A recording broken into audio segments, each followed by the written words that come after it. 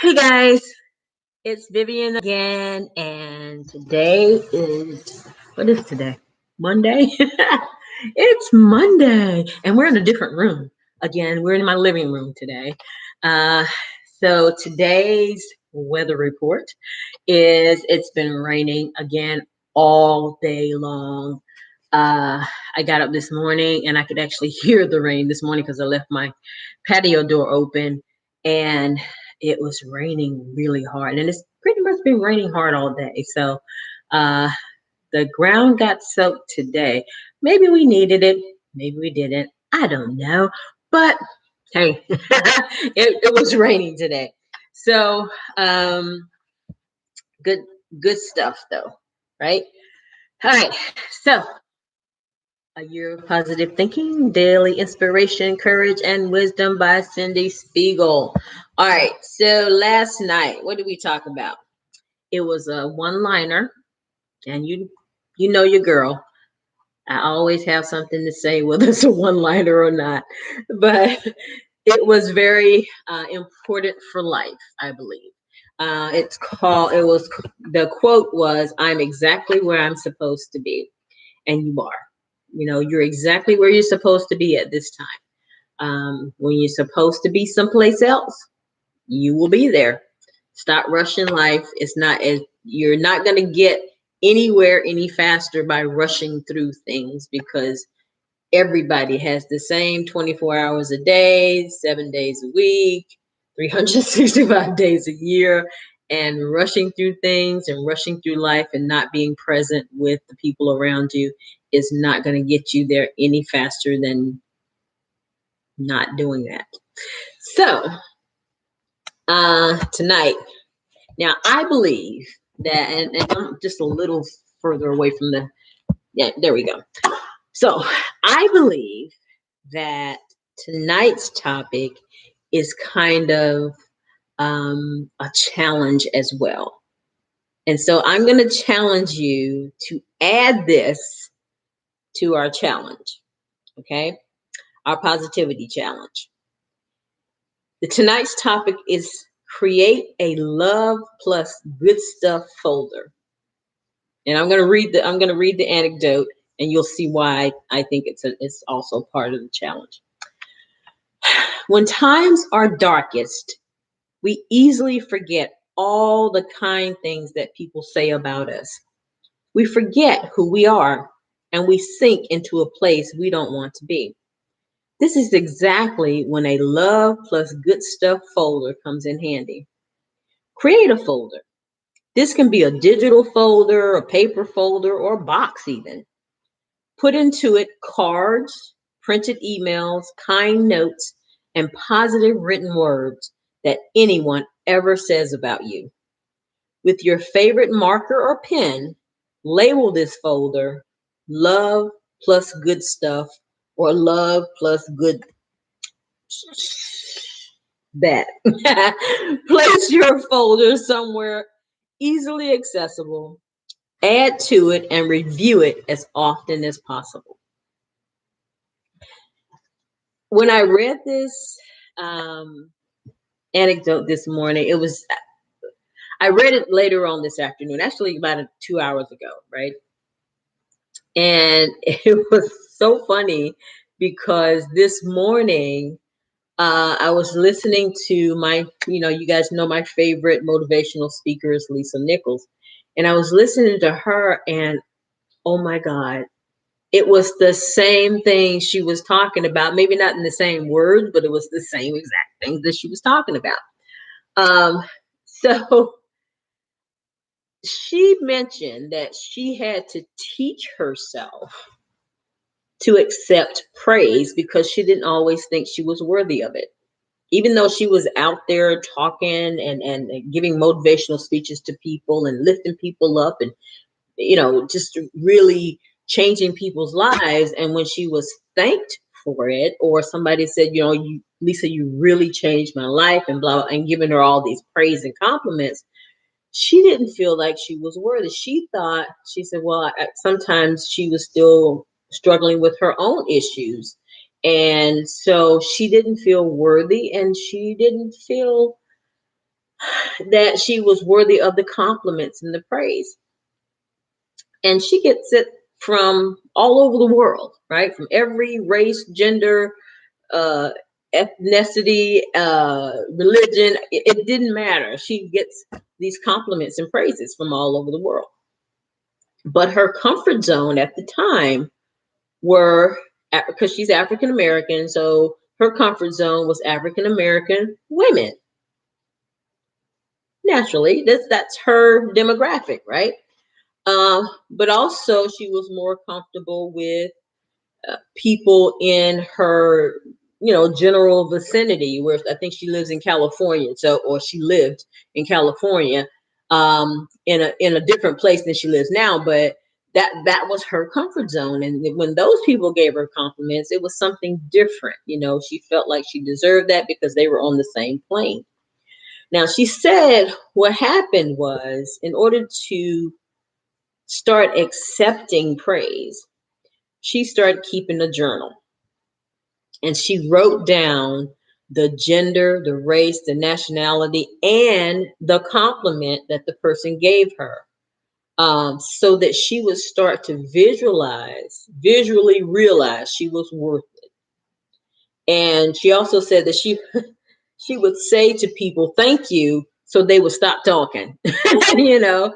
Um, and while she still sometimes struggles with accepting praise, she's learned to say, and this is her words, "I accept that," versus "thank you," because thank you was a cutoff thing for her. It wasn't, it was she was thanking them, genuinely thanking them, but it was like, okay, that's enough. Don't say anymore because she didn't feel worthy. But what hit me was that, um, I have the same issue. I've had the same issue for a while, and just to say that I cried after hearing all this was an understatement. I did the ugly cry. I'm just going to tell you, because I struggle with the same thing. And I tend to say to people, "Oh, no worries," when somebody expresses thanks or praise towards me or gives me a compliment or something like that. And sometimes, I feel like a fraud because I have days when I just don't feel like being positive. I just don't feel like doing anything for anyone other than myself, but I do it anyway because that's who I am. I have always been a teacher and a nurturer, and but in those moments when I don't feel like it, I don't feel like I'm being authentic. You know what I mean?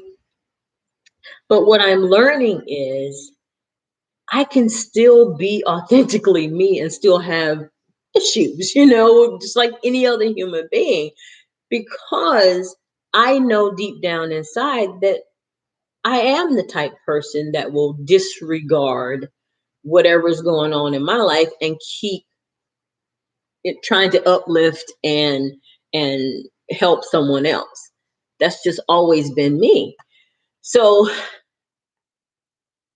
when she said that, it just hit me, and I said, "You know what? I'm going to start keeping a journal. I'm just going to start saving those little compliments, and when people say, give me a compliment or say that I did something for them that helped them, I'm gonna say, you know what, I accept that. Thank you." So the thank you will be after the "I accept it," because it'll make me accept it, and just really, really take it in and accept it and feel good about it, rather than, you know, yeah. Because think like that kind of make me feel uncomfortable, and I never knew why until I was listening to her today. And then on top of it, this was in this book, and I went, "Oh my God, it's something, somebody's trying to tell me something." I think.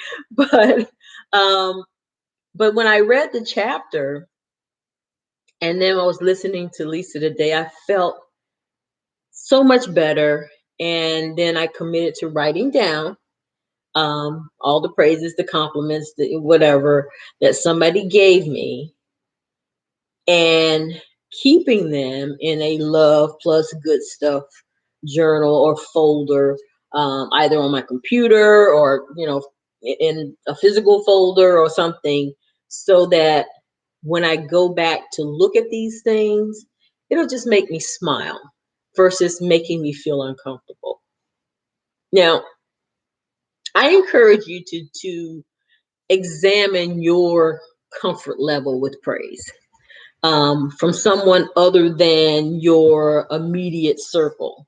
Because we're comfortable with people in our immediate circle giving us praise or compliments or whatever.